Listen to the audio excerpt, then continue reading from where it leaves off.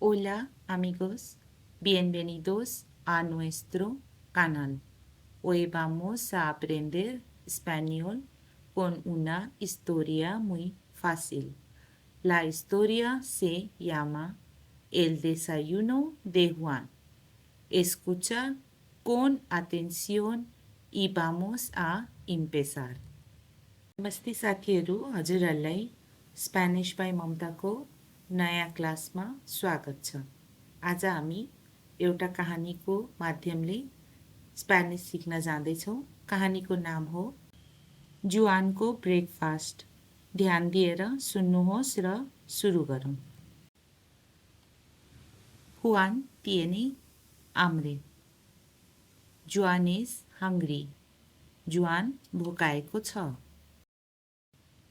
Juan va a la cocina. Juan goes to the kitchen. Juan भान्सामा जान्छ।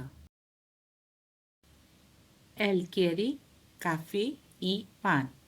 He wants coffee and bread. उसलाई coffee र रोटी चाहियो। Pero no hay pan, but there is no bread. तर रोटी छैन। Pero भनेको but तर। Juan va al mercado pequeño. Juan goes to the small market.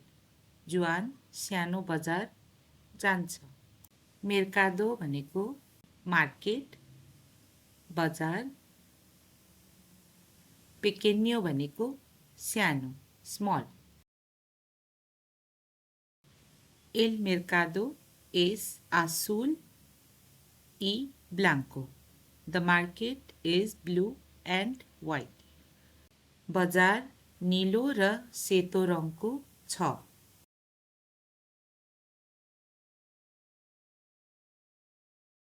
Juan ve a su amiga Rosa.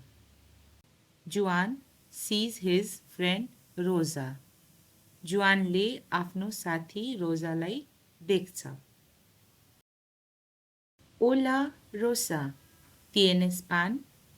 Hello Rosa, do you have bread? नमस्ते रोजा, के तपाईसँग रोटी छ? Sí Juan, tengo pan delicioso. Yes Juan, I have delicious bread. हो जुआन, मसँग स्वादिष्ट रोटी छ। पान भनेको पाउरोटी अथवा रोटी, delicioso भनेको स्वादिष्ट। Gracias. ¿Cuánto cuesta? Thank you. How much is it? धन्यवाद। कति पर्छ? ¿Cuánto cuesta भनेको कति पर्छ? Gracias भनेको धन्यवाद। 2 euros, dice Rosa. 2 euros, says Rosa. 2 euro, Rosa भन्छन्। Juan compra el pan. Juan buys the bread. जुआनले रोटी किन्छ।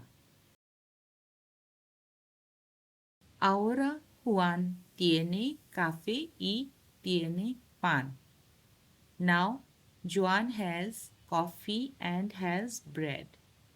अब जुआनसँग कफी र रोटी छ। Juan está muy feliz. Juan is very happy. जुआन धेरै खुसी छ।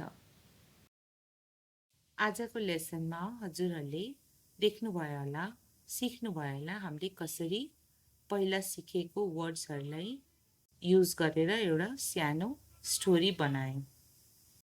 हो, यसरी नै हामी अब आउने स्टोरिजहरूमा पहिला प्रिभियस लेसन्सहरूलाई इन्क्लुड गरेर स्पेनिस इजिली सिक्दै जानेछौँ। ल त अब हाम्रो भेट अर्को लेसनमा हुनेछ। तबसम्मको लागि धन्यवाद। Gracias. Adiós.